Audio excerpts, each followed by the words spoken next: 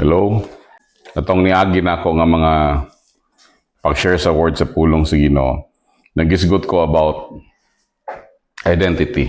And atong nasabtan nga ang atong identity, no. Ang una natong identity is naa kang David, no. Pero ang ikaduha natong identity karon is nataka kang Christ. So wala na tagapuyo sa identity nga gikan kang David, kundi nagapuyo na ta diha sa identity nga naa diha sa tuwa karon diha kang Jesus Christ. And mag-share lang ko sa inyo about 4 things about identity. Upat ka butang about sa tong new identity diha kang Christ. Number 1 is you are bought. You are bought. Ingon ang Bible sa 1 Corinthians 6:19. You do not know that your bodies are the temple of the Holy Spirit who is in you, whom you have received from God. You are not your own. You were bought at a price. Therefore, honor God with your bodies. So, klaro kayo ang pulong sa Ginoo nga dili na ikaw ang tag-iya sa imuhang kinabuhi. You are bought at a price. So, nagaingon gid ang pulong sa Ginoo nga gipalit na ta, no? Dili na ikaw ang tag-iya sa imong kinabuhi. You are bought at a price. Therefore, honor God with your bodies. So, ang ato dayong mga kinabuhi, no? Di na kita ang tag-iya, kundi si Kristo na. You are not the owner of your life. When it comes to ownership, you are not the owner of your life. I do not own my life. You do not own your life as a Christian. You do not own your life. Jesus Christ own your life. Yung unang words sa Ginoo sa John 8:44, you belong to your father, the devil, and you want to carry out your father's desire. He was a murderer from the beginning, not holding to the truth, but there's no truth in him. What he lies, he speaks his native language, for he is a liar and the father of lies. So this word of God says nga, dili si Satan ang tag-iya sa imuha. Wala na ka kang satanas, igsoon, na nakadiha kang Jesus. There's a change of ownership. Ingon pa ang Colossians 1:13, for he has rescued us from the dominion of darkness and brought us into the kingdom of the Son he loves. So, ang imong kinabuhi, wala na sa darkness, na kang Jesus Christ. The Word of God also said in Romans 6:16, surely you know that when you surrender yourselves as a slave to obey someone, you are in fact the slave of the master you obey, either of sin, which result in death, or of obedience, which result in being put right with God. The moment nga gipalita diha kang Kristo, wala na nga atong kinabuhi, no, sa atong kaugalingon, kundi na diha kang Kristo. Ang daan nato nga kinabuhi, disobedient sa Ginoo. Pero ang bago nato nga kinabuhi, matinumanon diha sa Ginoo. Verse 17, but thanks be to God, for though at one time you were slave to sin, you have obeyed with all your heart the truths found in the teaching you receive. Verse 18, you were set free from sin and become slaves of righteousness. So, klaro kayo ang pulong sa Ginoo nga set free na ta sa sin o nahimo ta nga slave sa righteousness. So, dili na salaang naga-enslave sa imuha, kundi dili pagkamatarong na naga-enslave sa imuha. Di ba? That's we called freedom. Freedom nga wala na ang sin, but freedom nga nanata diha sa righteousness diha kang Kristo. Ingon pa ang 1 Peter 1:18-19, for you know it was not with perishable things such as silver or gold that you were redeemed from the empty way of life handed down to you from your ancestors, but by the precious blood of Christ, a lamb without blemish or defect. So ang pagpalit sa imuha ni Kristo, precious blood ni Jesus ang gipalit sa imuha para mahimo kang iya ni Kristo. Amen. So imo ang life karon, you are bought at a price. You are bought. Number 2 nga akong i-share sa inyo is you are sealed. Katong gipalit ka ni Kristo, gisilyuhan ka. No? Dili lang siya ordinaryo nga pagpalit, but silyado nga pagpalit. Ingon ang pulong sa Ginoo sa Ephesians 1:13. And you also were included in Christ when you heard the message of truth, the gospel of your salvation. When you believe, no, the moment you believe, you were marked with Him, a seal, the promised Holy Spirit. Hallelujah.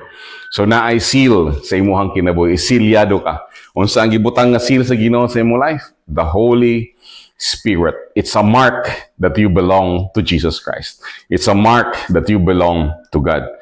Ingon pa diha sa verse 14, ang sumpay ana nag-ingon, who is a deposit guaranteeing our inheritance until the redemption of those who are God's possession to the praise of His glory. No, it's a guarantee that you are God's possession. God possesses you. God owns you. He is your God. He owns your life. No, man nga dili na kita na nag-iya sa tong kinabuhi siya na. And the zeal is the Holy Spirit living in our life. Amen. Mo na siya ang zeal. No, nya unsay timailhan sa seal nga iya ka sa Holy Spirit. Ang una diha igsoon mailhan nato is we cry to God our Abba Father. Ang isa ka anak, ang isa nga nasilyado, ang isa nga authentic, ang iyahang pagdawat kang Kristo nga iyahang Ginoo ug manluluwas. Every day sa iyahang life, he calls on the Father, Abba, Father. He calls on God. Manawag siya Ginoo. Mo na giingon sa Romans 15 verse 16. For the Spirit that God has given you does not make you slaves and cause you to be afraid. Instead, the Spirit makes you God's children. And by the Spirit power, we cry out to God, Father, my Father. Hallelujah. Sa uban nga version, Abba, Father. In verse 16, God's Spirit joins Himself for our spirits to declare that we are God's children. So mabati ni mo na, ma-feel ni mo na, anak ko sa Ginoo. Hallelujah. Amen. Another pa nga imong mabalaan nga authentic ang imong pagdawat kang Kristo, authentic nga iya ka ni Kristo is the fruit of the Holy Spirit. Naga-change ang imong kinabuhi, naga-change ang imong life. No, pagkadawat nimo kang Kristo, dili man automatic nga mausab ka diretso. No? Maybe na ay mga vices nga diretso usabon sa Ginoo. Ay mga kinaiya nga usabon diretso sa Ginoo. Pero ang Bible nagasulti sa Galatians 5:22. But the fruit of the Spirit is love, joy, peace, long-suffering, kindness, goodness, faithfulness. Sa verse 23, gentleness, self-control. Against such things, there's no law. So kung imo ni siyang tanawon, ang Holy Spirit nga nagpuyo sa imong kinabuhi, mamunga ka og unsa daw? Love. No? So na mga tao nga di nimo kaya higugmaon. And because of the Holy Spirit, you will love them. Even your enemy, mahigugma ka because of the presence of the Holy Spirit in your life. Matingala ka, maluoy ka sa imong mga kontra. Hallelujah. And God will convict you to go to them. God will convict you to forgive them. God will convict you to have a relationship with them. Mao nay buhaton sa Holy Spirit sa imong kinabuhi. Na joy. Another diha nga gisulti is joy. Na joy sa imong kinabuhi. Malipayon ka, no? Walay isa ka Kristiyano nga na sad, ingon pa ang Bible, usabon sa Ginoo ang imong sadness into dancing. Amen. Mahimo na kang joyful diha sa Ginoo. Na peace, no? Wala dili na ka maglong og kagubot, maglong ka og kalinaw. Labi na sa atong mga panimalay, sa atong mga balay, we long for peace. No, mana nga dili nato, although Christian na ka, ang imong mga pamilya dili pa Christian, dili nato na sila kaaway. We long for peace. Nga maghiusa gid ta diha kang Kristo. Long suffering. Isa nga balaan nato nga masabtan nato sa diha magsunod sa Ginoo is nanay long suffering. Makabaluta nga mo suffer og long. Dili ta magdali, dili ta magbagutbot kundi because that's the process sa Ginoo sa tuang mga kinabuhi, sa tuang mga kasing-kasing. Makabaluta nga mo pailob, no? Makabaluta because ang testingan ta si Ginoo sa tuang faith, no? Taas atong pagpailob. Hallelujah. Kindness. Amen? No? Ang isa ka Kristiyano, mahimo siyang kind. Goodness. Hallelujah. Mag-flow sa tuwa ang goodness because God is good. No? Kita pod mahimo pud tang maayo nga mga tao. Amen. No, dili ta maluwas sa maayong buhat pero ang atong kaluwasan magbunga og goodness. Hallelujah. And faithfulness. Hallelujah. Faithfulness sa Ginoo o faithfulness sa mga tao. Gentleness. Hallelujah. No? Ako mismo testimony akong kinabuhi, no, kanang gentleness when I become a Christian. Isa sa akong struggle is kanang pagka-masok anon. Pero salamat sa Ginoo, He is changing me from glory to glory. Self-control. You can control yourself. Kaya ni mo i-control ang imong kaugalingon sa tabang sa Holy Spirit ka nagpuyo sa imuhang kinabuhi. Amen. And sa verse 24, nagsulti siya diha. And those who are Christ have crucified the flesh with its passion and desire. Hallelujah. So, kani siya, no, padayon gid na usabon sa Ginoo atong mga kinabuhi. Ang atong flesh, no, i-crucify na siya. Padayon na siya nga i-crucify diha kang Jesus Christ. And natay power to overcome sin. Ma-overcome gid nato ang lust of the flesh, lust of the eye, no, lust of this world. Hallelujah. And as a Christian, another is na authentic yun ang imuhang pagdawat diha kang Kristo is your crave for the Word of God. Sama sa time niya si Jesus, gitintal siya ni Satan. Pero ang tubag ni Jesus sa iyahang sa kang Satan, no, it is written, man shall not live by bread alone, but by the every word that comes from the mouth of God. Amen? So maglong ta sa pulong sa Ginoo. Muna nga encourage you, if you are in a cell group, if you are in a simbalay, do your devotional. Read the Bible. Meditate on it day and night. And number 3, you are preserved. You are preserved. I-preserve ka sa Ginoo. I-preserve ta sa Ginoo. Sa dihang nata diha sa iyaha, i-preserve ta sa Ginoo. Ingon ang pulong sa Ginoo sa 1 Thessalonians 5:23, may God Himself, the God of peace, sanctify you true and true. That word sanctify, nag-iisgot na siya nga ang Ginoo iyahang i-preserve ang ato ang life. He is the one who will sanctify us true and true. No, may your whole spirit, soul, and body be kept blameless at the coming of the Lord Jesus Christ. Amen? So, klaro kayo ang pulong sa Ginoo. No? We will be kept blameless. Hallelujah. Tabangan ta sa Ginoo. Thank you sa Holy Spirit. Thank you sa presence sa Holy Spirit sa to ang kinabuhi. Sa verse 24, the one who calls you is faithful and He will do it. Amen. I-sanctify ka sa Ginoo. You know what? When it comes to sanctification, when it comes sa pag-preserve sa Ginoo, preservation sa Ginoo sa tong kinabuhi. No? There are duwa ni siya kabase. Karon kaganina nagbasa ta kaning verse 23. The God Himself, the God of peace, sanctify you true and true. No? It's God who will sanctify you true and true. But we should also remember in 2 Corinthians 7:1, therefore, since we have these promises, dear friends, let us purify ourselves from everything that contaminates body and spirit, perfecting holiness out of reverence for God. So, klaro kayo ang pulong sa Ginoo. Nagsulti siya diha nga i-purify po daw nato ang unsa ourselves from everything that contaminates body and spirit. Amen. So, you are to preserve your life, no? To preserve our life, isa dapat nato nga masabtan is we have to separate from sinful habits and influences. Na yung mga sinful habits na ginabuhat nato, nanong ginabuhat na nato, pabilin, padayon nato ang ginabuhat nga habit. No? We should separate from those sinful habits. Sometimes, we should separate from people nga nagadala sa tuwa og sinful nga habit. Nanuman, dili na sila makatabang sa tuwa. No? So, nanong pabilin pa man kana nga relationship, nga dili naman sila gatabang, nga mo-grow ka sa Ginoo. Because right relationship brings you near to God. No? Dili siya kagapalayo sa imuha sa Ginoo, but brings you near to God. Ingon pa ang Proverbs, do not be misled. Bad company corrupts good character. Amen? No, ang Bible, kung imon siyang basahon, no, kanang mga habits nga dili mga maayo, kanang mga dautan nga mga habits, mga sinful desire, mga sexual desire nga dala sa tuwag palayo sa Ginoo. Nagasulti siya about run. Magdagan ta palayo ana nga mga sala. Mana nga makatuon gid ta nga mudagan. Makatuon gid ta nga mudagan to purify ourselves from those sinful habits. Sa 1 Corinthians 6:18, flee from sexual immorality. All All other sins a person commits are outside the body, but whoever sins sexually sins against their own body. Sins against their own body. Muna nga importante kayo na to masabtan, flee from sexual immorality. Si Joseph, kung inyo nadumduman sa Bible, di ba, nidagan siya sa asawa ni Potiphar. Bisag ipasangin lang siya. Amen. Ikaapat nga akong i-share sa inyo.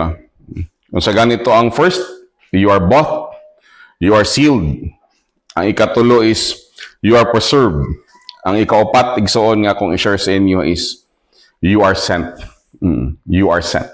So wala lang kagipalit, wala lang kagisilyuhan, wala lang kagi-preserve sa Ginoo. You are also sent by God. Ikaapat, igsoon is, you are sent. Ingon ang 2 Corinthians 5:17. Therefore, if anyone is in Christ, the new creation has come. The old has gone, the new is here. Amen. Bago nang tadiha kang Kristo, wala nang daan, na ang bago. Pero ingon ang verse, ang sumpay ana sa verse 18.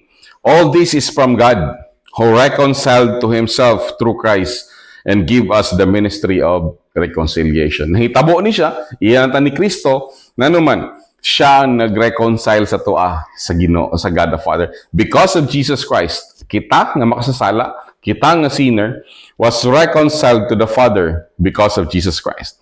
Murabag si Jesus Christ ang napatunga. Mo ni ang Father, mo ni ang tao, si Jesus nasa tunga. And because of that, kita nga tao, makaduol ta kang Jesus. And because makaduol ta kang Jesus, si Jesus mo'y magdala sa tuwa paingon sa Father. Kaya ingon ng Bible, siya ang atong mediator. No? Siya, wala naman ang God the Father, kaya tuwa naman siya sa langit. No? Ang Holy Spirit man ang Ginoo sa pagkakaroon. No? Pero si Jesus is seated at the right hand of the Father. And He reconciled us to the Father. No? Every time nga na ay bakak ang kaaway sa imong kinabuhi ing isulti. Every time nga magmamakak ang kaaway, si Jesus, remember, He is seated at the right hand of the Father, reconciling us to the Father. Sa verse 18, ingon diri, and all this is from God, who reconciled to Himself through Christ, and give us the ministry of reconciliation. Nakita ninyo diri ang sumpay natay ministry. Nakoy ministry, nakay ministry. Oh? When you are reconciled to God, when you are a new creation, bago naman ka nga creation, nakay ministry. Ang imong ministry is, you are sent. You are sent to what? To reconcile other people diha sa Ginoo. Na kay mga kaila, na kay mga kapamilya, na kay mga katrabaho, na kay mga classmate, reconcile them to God. No? Dala sila paingon sa Ginoo. Ang verse 20 na gaingon diha ang verse 20. We are therefore Christ's ambassador. As though God were making His appeal through us, we implore you in Christ's behalf, be reconciled to God. So na kay mensahe, na ako'y mensahe. Unsa atong mensahe? Isulti nato sa mga tawo, be reconciled to God. Duol sila sa Ginoo.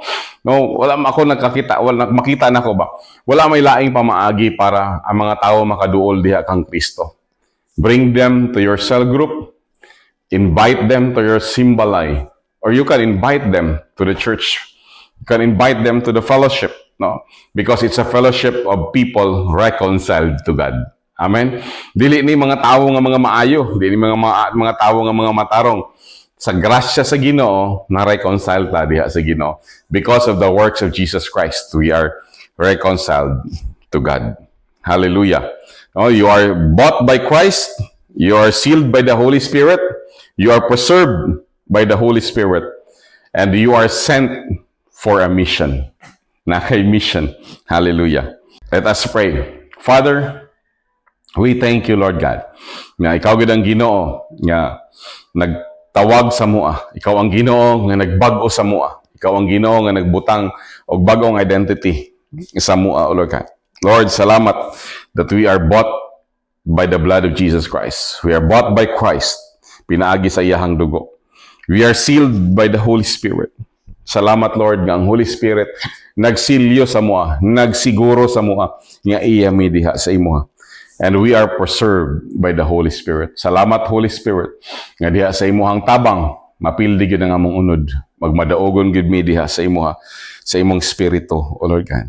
And Lord, thank you Lord God, nga wala lang minimo gipalit, wala lang minimo gisilyuhan, wala lang minimo gi-preserve, imo pagilming tagaan of mission. Ani nga kalibutan, Lord, we are called, Lord God, Lord, we are called to reconcile people diha sa imo. Lord, salamat, O Father God. Wherever we go, wherever we will be, Father God.